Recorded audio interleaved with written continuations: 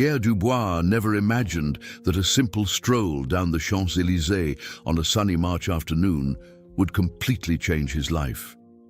At 42, this Parisian accountant had finally found some peace after 6 long years of mourning. 6 years since his wife Ayşe, a young Turkish woman of only 28, died in a terrible car accident in Turkey.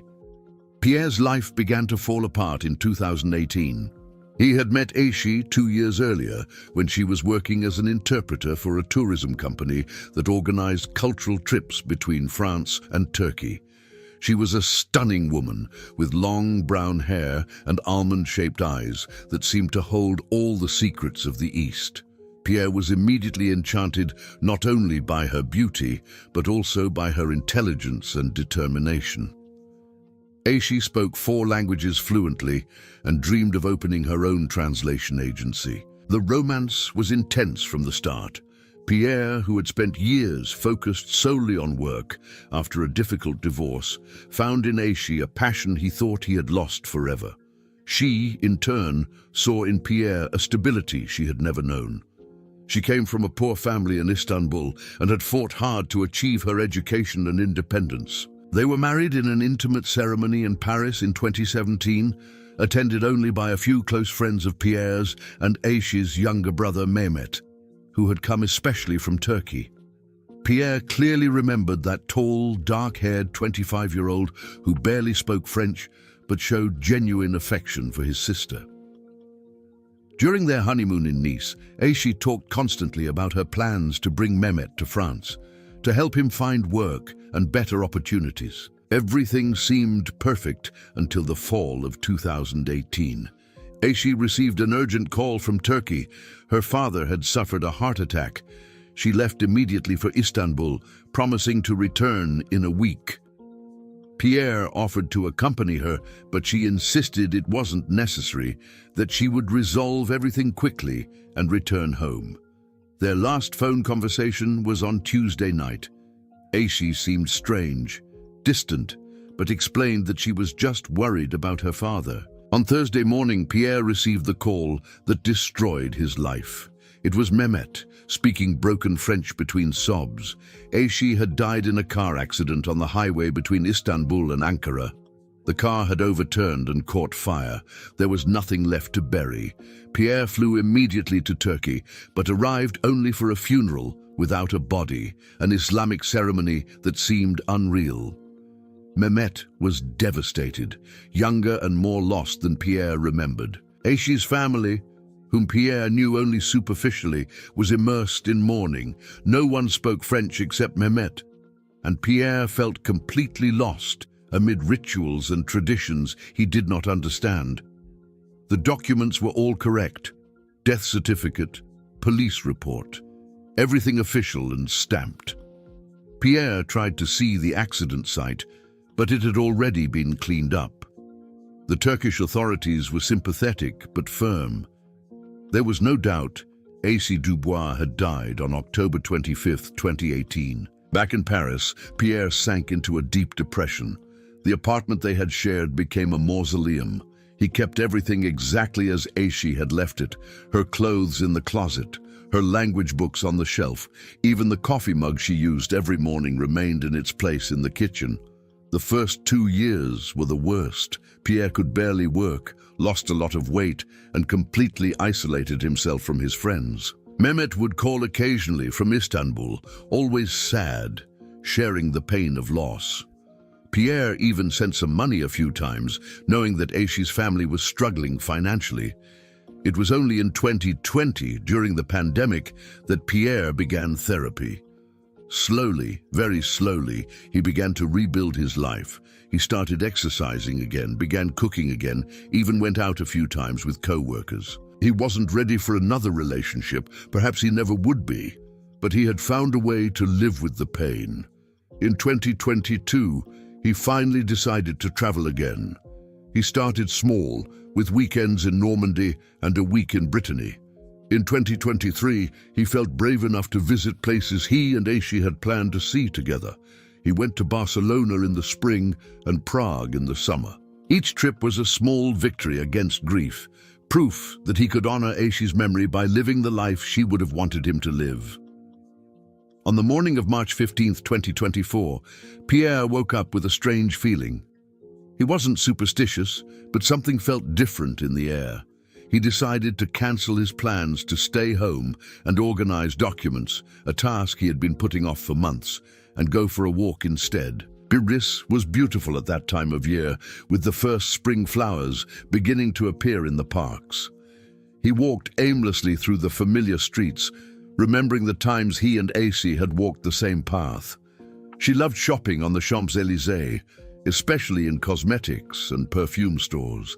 Pierre smiled sadly as he remembered how she would spend hours testing fragrances, always asking for his opinion, always undecided between 2 or 3 options. It was almost 2 in the afternoon when he arrived at the famous avenue. It was busy as usual, tourists and Parisians mingling in a chaotic dance of shopping and rushing. Pierre decided to have lunch at one of the cafes Aishi used to frequent. He was almost there when something made him stop completely. 100 meters away, coming out of an electronics store, was a woman who looked exactly like his dead wife. The world stopped. Pierre felt as if all reality around him had become liquid, unstable, unreal. His knees trembled and he had to lean on a lamppost to keep from falling. The woman was exactly the same height as Aishi, had the same long brown hair, the same gait. That elegant, determined stride he had admired thousands of times. She had her back to him, walking in the opposite direction, but Pierre knew every curve of that body, every movement of those shoulders. She was wearing a red blouse he had never seen before, but her haircut was identical. For a terrible and wonderful moment, Pierre thought he was hallucinating, having a psychotic episode caused by the accumulated stress of the last few years. Without thinking, he began to follow her. His steps were clumsy, he bumped into people, muttering automatic apologies without taking his eyes off the figure in front of him. The woman stopped at a newsstand, and Pierre took the opportunity to get closer. He hid behind a group of Japanese tourists and watched. She bought a magazine, paid in cash, and smiled at the vendor. That smile. Pierre felt his heart stop completely. It was exactly the same smile Aishi had when she was satisfied with a purchase, when she had gotten a good deal, or found something she had been looking for a long time. The same slight squint of the eyes, the same curve of the lips. When she turned slightly to put the magazine in her bag, Pierre saw her profile. There was no doubt about it. It was Aishi, his Aishi. Alive, breathing, buying magazines in Paris as if nothing had happened, as if she hadn't died 6 years ago on a Turkish road. The woman resumed walking, and Pierre followed her, keeping a safe distance. His mind was a whirlwind of impossible questions. How was this possible? Was he sure she had died? He had seen the documents, been at the funeral, mourned her death for years. Could the documents have been wrong? Could it have been a terrible misunderstanding? She entered a small, cozy cafe on Rue de Rivoli. Pierre hesitated at the entrance, his heart beating so hard that he was sure everyone could hear it. He took a deep breath and went in, choosing a table in the back, far enough away not to be noticed, but close enough to observe. The woman ordered a coffee and a croissant. Aishi always ate croissants when she was nervous or worried about something. Pierre watched her every move, every gesture, looking for differences, for proof that he was wrong. But everything was familiar, everything was hers. Then he noticed something that made him freeze. On the woman's right hand, on her ring finger, was the wedding ring he had given Aishi. A unique piece he had had specially made, with a small emerald in the center, and Arabic engravings that meant eternal love. There were no 2 rings like it in the world. The woman took her cell phone out of her purse and made a call. Pierre strained to hear what she was saying, but she was too far away and the cafe was too noisy. She spoke softly, cautiously, looking around as if afraid of being overheard. The conversation lasted only a few minutes, but Pierre noticed that she seemed agitated, making nervous gestures with her free hand. When she finished the call, the woman stared at the phone screen for several minutes. Her face showed an expression that Pierre knew well. Aishi made exactly the same face when she was making a difficult decision. She bit her lower lip slightly and frowned, lost in deep thought. After finishing her coffee, she got up to go to the bathroom. Pierre seized the opportunity. He knew it was crazy, that he was violating her privacy, but he needed to be sure. He approached the table and quickly glanced at the magazine she had bought. It was a Turkish edition of a women's magazine. In the upper right corner, handwritten in a font he knew better than his own, was the name Aish. Pierre ran back to his table, his heart racing. There was no longer any doubt. It was her. But how? And why? Why had she made him believe she was dead? Why had she disappeared from his life so cruelly? When she returned from the bathroom, Pierre made a desperate decision. He could no longer live with the doubt. He couldn't let her leave without knowing the truth. He stood up, walked over to her desk and whispered, "Aishi?" The woman looked up, and Pierre saw her eyes widen with pure terror. For a split second, recognition and panic fought on her face. Then she did something Pierre would never forget. She smiled like a confused stranger and replied in heavily accented French, "Sorry, monsieur, you must be confusing me with someone else." But Pierre had seen it. In those first few seconds, before she could control her reaction, he had seen the recognition, the fear, and something else. Guilt. Aishi had recognized him and was deliberately lying. Pierre stood frozen beside the table, feeling as if he had been punched in the stomach. The woman, who was unmistakably his dead wife, continued to look at him with an expression of polite confusion, as if he were a disturbed man who had approached her for no reason. But he had seen the truth in that first moment of recognition. "I'm sure you're Aishi," Pierre said, his voice trembling. "Aishi Dubois, my wife." The woman shook her head, maintaining her forced smile. "I'm sorry, but you're mistaken. My name is Elif Özkan. I'm just a tourist here in Paris." She made a move to get up, but Pierre gently blocked her path. "The ring," he said, pointing to her hand. "That's the ring I gave you. I had it specially made. It has an emerald and Arabic engravings. There is no other like it in the world." For a moment, Elif's face faltered. She looked at her own hand as if she had completely forgotten about the ring. This ring belonged to my sister. She died, and I wear it to remember her." "Your sister?" Pierre sat down in the chair opposite her, ignoring the curious glances of the other customers in the cafe. "What was your sister's name?" "Aishi," she replied automatically, then seemed to realize her mistake.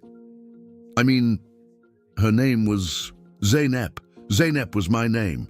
Pierre felt a mixture of anger and despair. "You're lying. I know you're Aishi. I know every gesture you make, every expression. You just said your dead sister's name was Aishi, and now you say it was Zeynep. Why are you doing this to me?" The woman stood up abruptly, grabbing her purse. "You're scaring me. I'll call the police if you don't leave me alone." But her voice trembled, and Pierre could see that her hands were shaking. "Aishi, please," Pierre begged, standing up as well. "I know it's you. If there's a reason, if you were in danger, if you had to fake your own death, we can work this out. I spent 6 years crying for you, 6 years thinking I had lost the most important person in my life." For a moment, her mask almost slipped. Pierre saw tears welling up in her eyes, saw pain cross her face. But then she hardened again. "You're confused. I've never seen you before in my life." She tried to push past him, but Pierre gently held her arm. "The scar," he said desperately. "You have a small scar on your left wrist, from when you fell off your bike at age 10. You told me that story on our second date." The woman looked at her left wrist, and Pierre saw the panic in her eyes. The scar was there, exactly where he knew it would be. Small, discreet, but unmistakable. "Many people have scars," she said, but her voice was almost inaudible now. "What about the tattoo behind your left ear?" Pierre continued. "A small Turkish symbol that means protection. You got it when you were 18, against your parents' wishes." The woman instinctively brought her hand to her ear, covering the tattoo. That involuntary gesture was the final confirmation Pierre needed. "AC," he said softly. "It's me, Pierre, your husband. Why are you doing this? Why did you fake your own death? What happened?" For a long moment they stared at each other in silence. Pierre could see an internal war raging on Aishi's face. Finally, she whispered, "You don't understand. You can't understand. I have to go."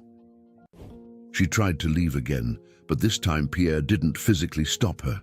Instead, he said loudly enough for her to hear, "Does Mehmet know you're alive?"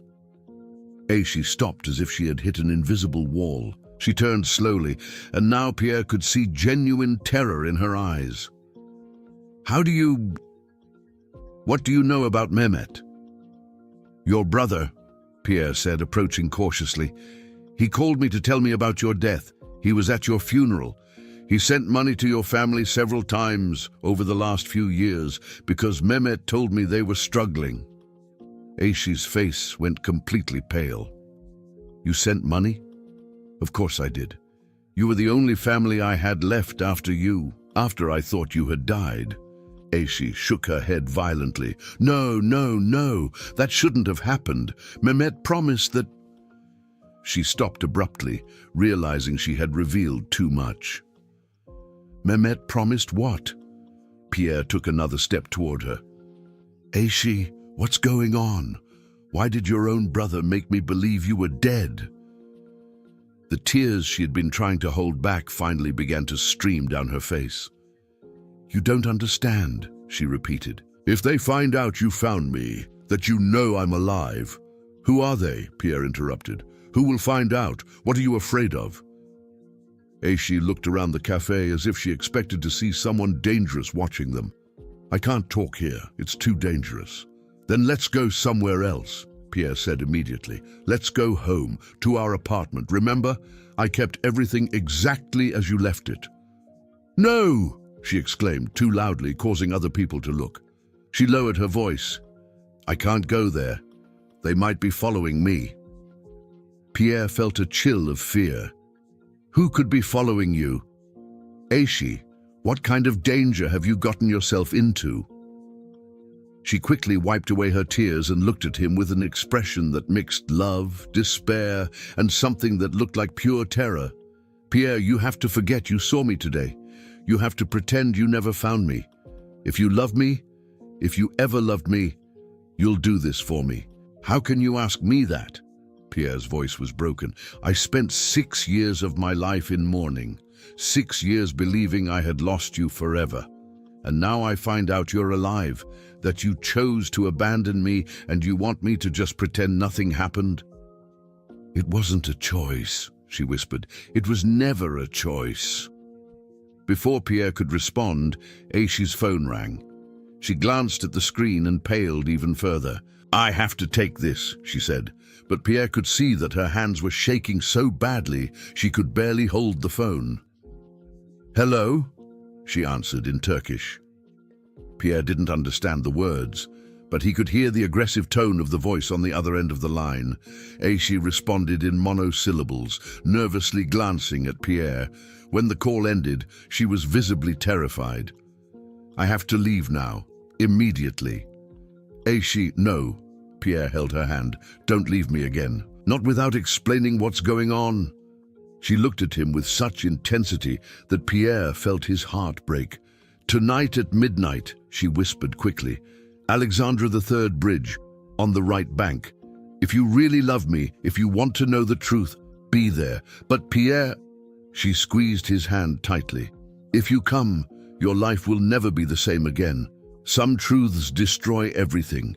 With those words, she let go and ran out of the cafe, leaving Pierre alone with 1,000 questions and the terrible certainty that his life had just become much more dangerous. Pierre sat in the cafe for almost an hour after Aish disappeared, trying to process what had just happened. His mind was in complete chaos.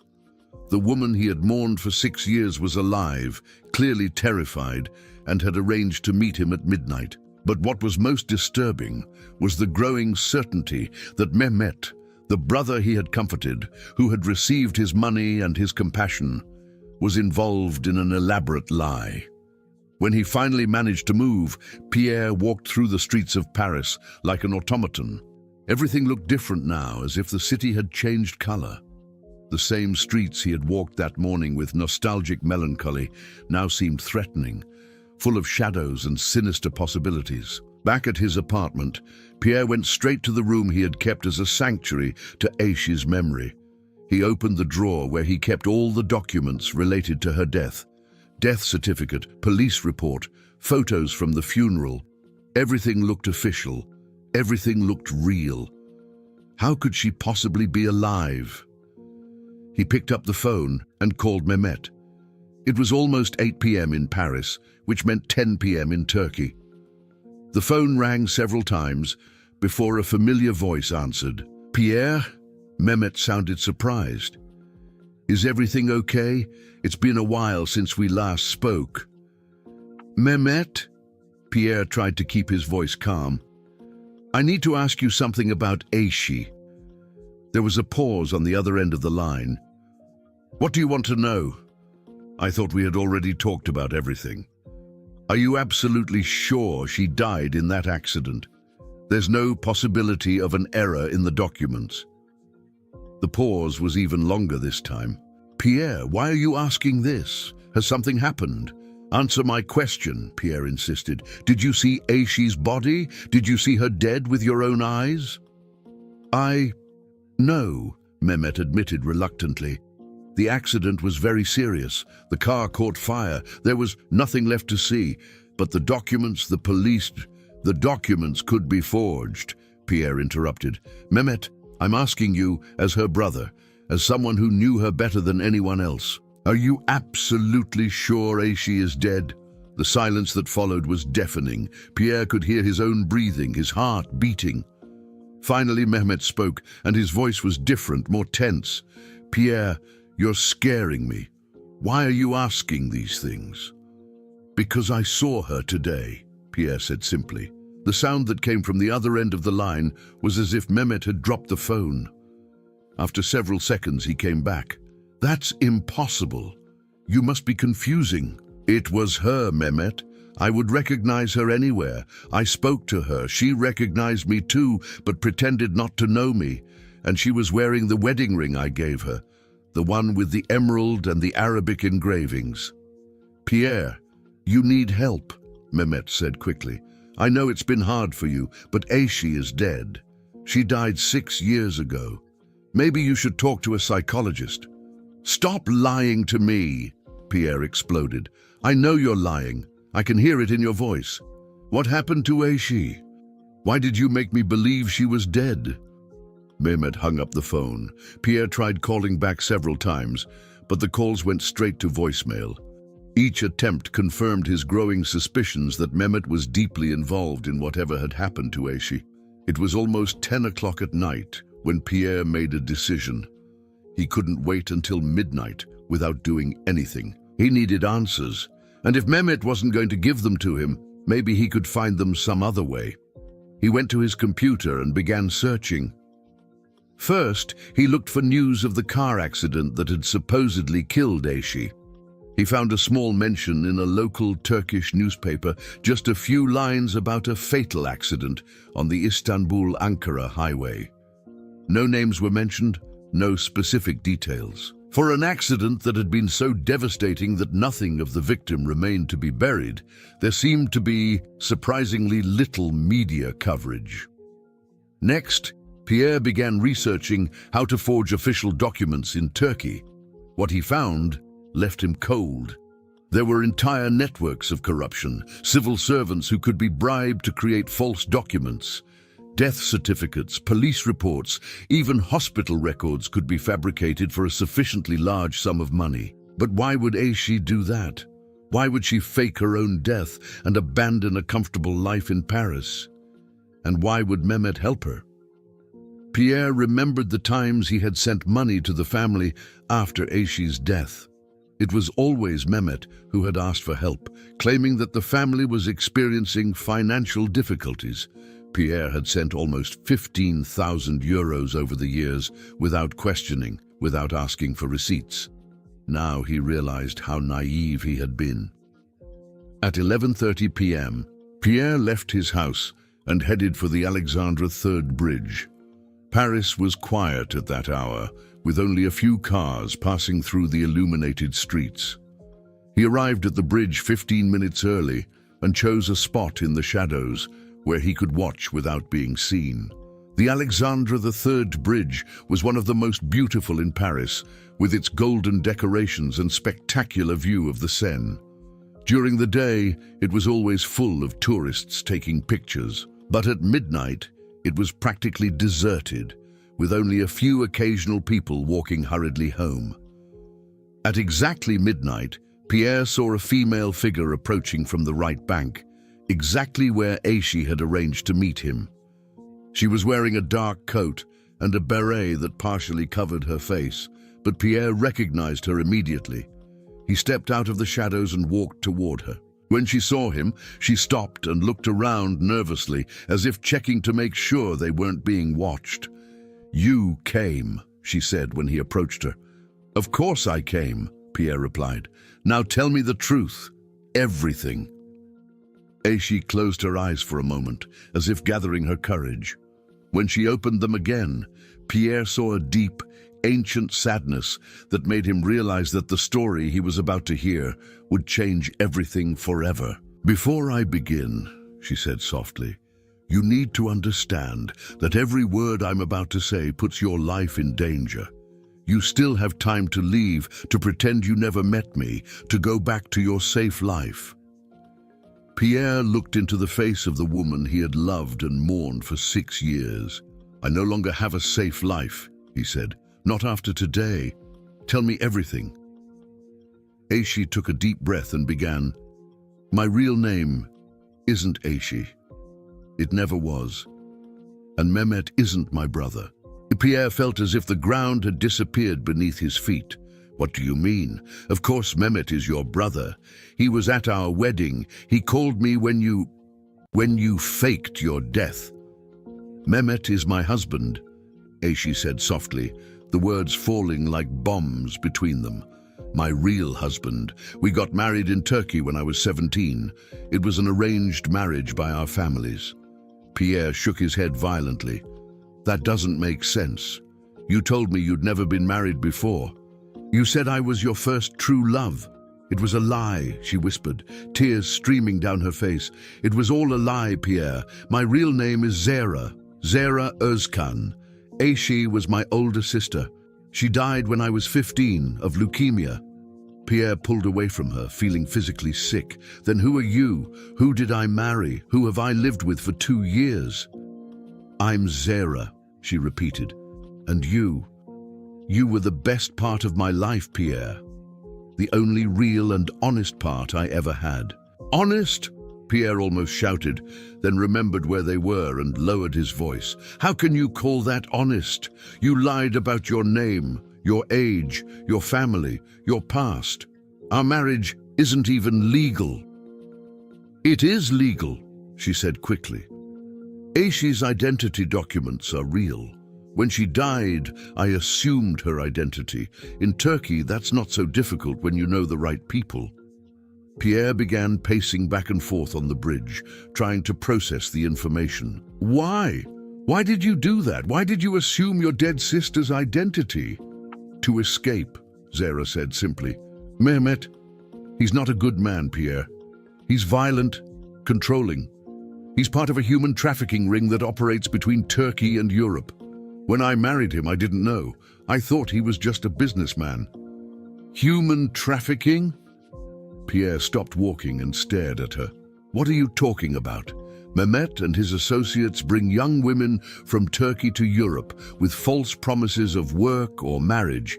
Then they force them into prostitution or slave labor. Zara wiped away her tears. By the time I found out, it was too late. I was pregnant. Pierre felt the world spin. Pregnant? You had a child with him? A daughter, she whispered. Her name is Elif. She's 9 now. 9, Pierre repeated mechanically. So when you met me, Elif was 3, Zara confirmed. Mehmet kept her as collateral for my behavior. He said that if I tried to run away or tell anyone about his business, he would kill our daughter. Pierre leaned on the railing of the bridge, feeling nauseous. Where is she now? With Mehmet, in Istanbul. He still uses her to control me. Zara approached him cautiously. Pierre, you have to understand. When I met you, it wasn't part of any plan. Mehmet had sent me to Paris to establish contacts to help bring in more girls, but when I met you, for the first time in my life, I felt what it was like to be truly loved. Then why didn't you tell me the truth? Pierre turned to her. Why didn't you ask for help? I would have done anything for you. And put your life in danger too? Mehmet kills people, Pierre. I've seen him do it. If he knew I had told you the truth, he would kill us both. Pierre remembered all the times Mehmet had called, always friendly, always grateful for the money Pierre sent. So the money I sent went straight to his trafficking operations, Zara confirmed. Mehmet thought it was brilliant. He said you were the perfect idiot, unwittingly financing the crimes for which his wife had died. The anger Pierre felt at that moment was unlike anything he had ever experienced. And my death, why did they fake that? Because I was trying to escape, Zara explained. After 2 years with you, I couldn't live the lie anymore. I was planning to tell you everything, ask for your help to get Elif out of Turkey and start a new life. But Mehmet found out. How? He made me give him regular reports on my contacts in Paris. When I started talking less about work and more about our life together, he became suspicious. He sent someone to spy on me. Pierre remembered the last phone call, how Aishi, Zara, had seemed strange and distant. In our last phone conversation, you sounded different. Mehmet was standing next to me, listening to every word, she said. That night, he gave me 2 choices. Fake my own death and come back to him, or he would kill you and our daughter. So you chose to protect me by pretending to be dead, Pierre said softly. I had no choice. And for 6 years it worked. You were safe, I was back with Mehmet, and Elif was alive. But now you're in Paris again, Pierre observed. Why? Zara's face hardened. Because Mehmet is planning something terrible. He's bringing 50 girls from Syria and Afghanistan next week. Refugees, orphans, some as young as 12. And this time he wants to use our daughter in the business too. Pierre felt a chill of horror. Use Elif how? She's getting older, more beautiful. Mehmet said it's time for her to contribute to the family. He wants to start training her to attract customers. My God, Pierre whispered. I can't let that happen, Zara continued, her voice growing firmer. I'd rather die than let my daughter be destroyed, like so many other girls I've seen pass through Mehmet's hands. So you came to Paris to find a way to stop him and to get Elif out of there, once and for all. Pierre looked at the woman he had loved, who he still loved, despite everything. Why did you tell me all this? Why didn't you just disappear again? Because I need your help, she said simply, and because after 6 years of lies, you deserve to know the truth. What kind of help? Zara took a deep breath.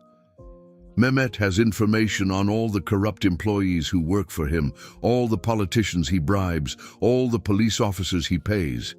He has everything documented as life insurance. If we can get that information and hand it over to the French and European authorities, we can destroy his entire network.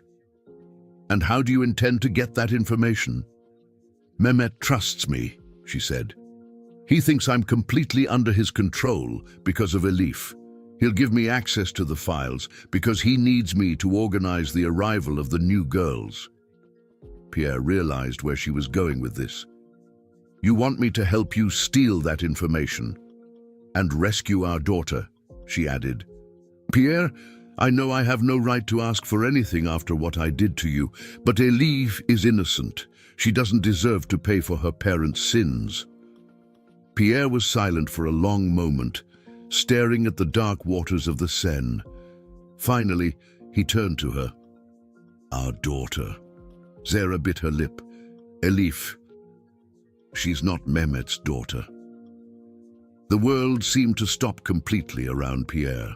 The city lights, the distant sound of traffic, even the wind blowing off the Seine, everything disappeared, leaving only the echo of Zara's words reverberating in his mind. What did you just say?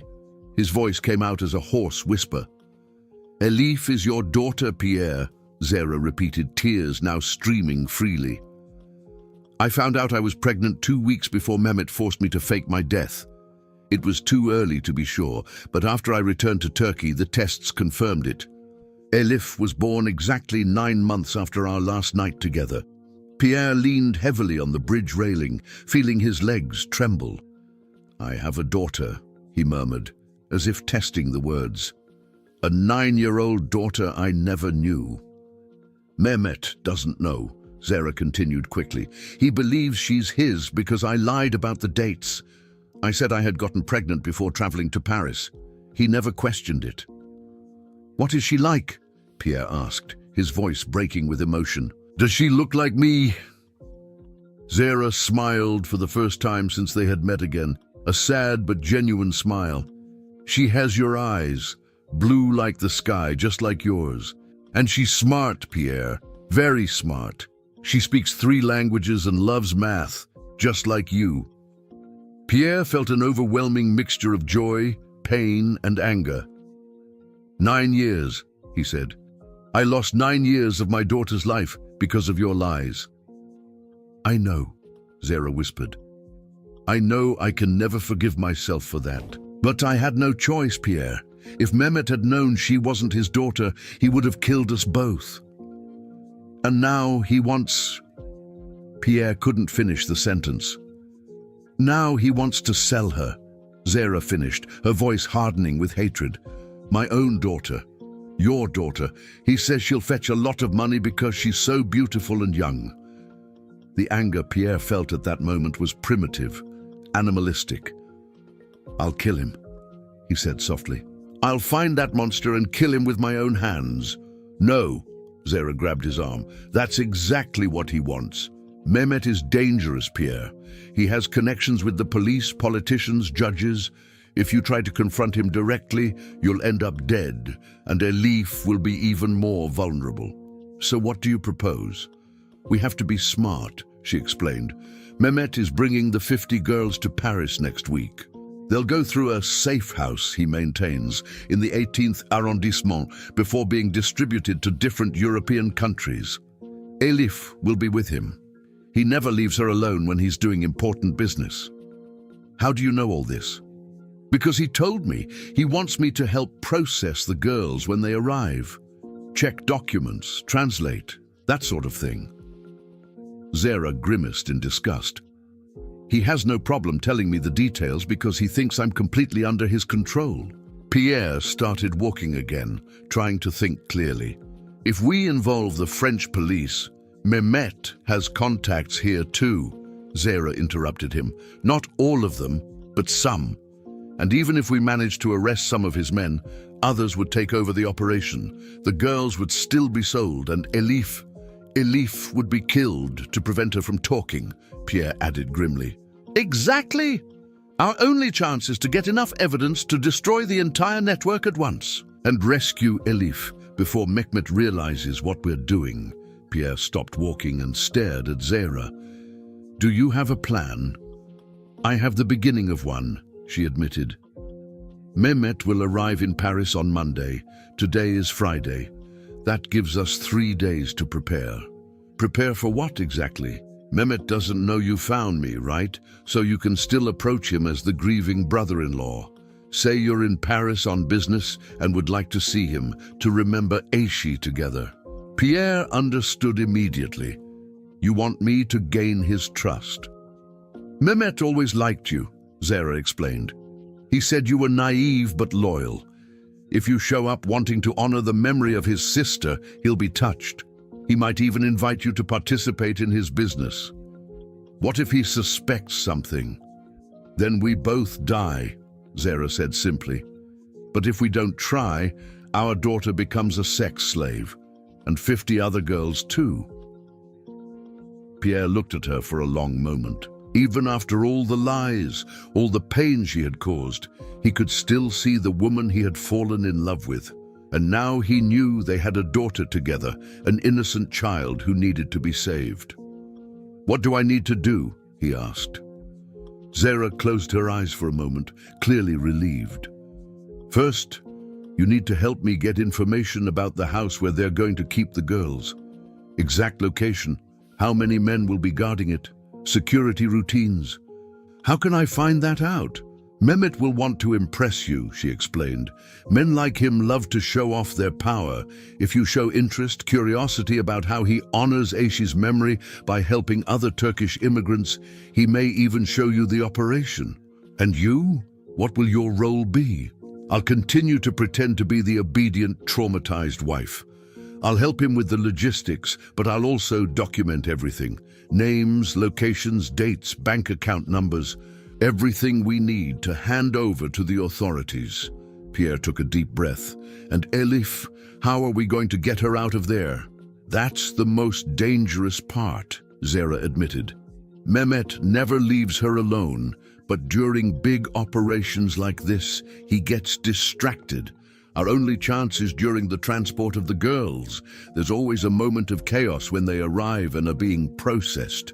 You're talking about entering a house full of armed criminals and trying to rescue our daughter in the middle of a human trafficking operation, Pierre summarized. Yes, she confirmed. I know how impossible it seems. It's not impossible, Pierre interrupted her. It's suicidal, but you're right, we have no choice. They were silent for a few minutes, each lost in their own thoughts. Finally, Pierre asked, if we manage to do this, if we manage to rescue Elif and destroy Mehmet's network, what happens next? For us, I mean. Zara looked at him with an expression that mixed hope and despair. I don't know if we'll have an after, Pierre.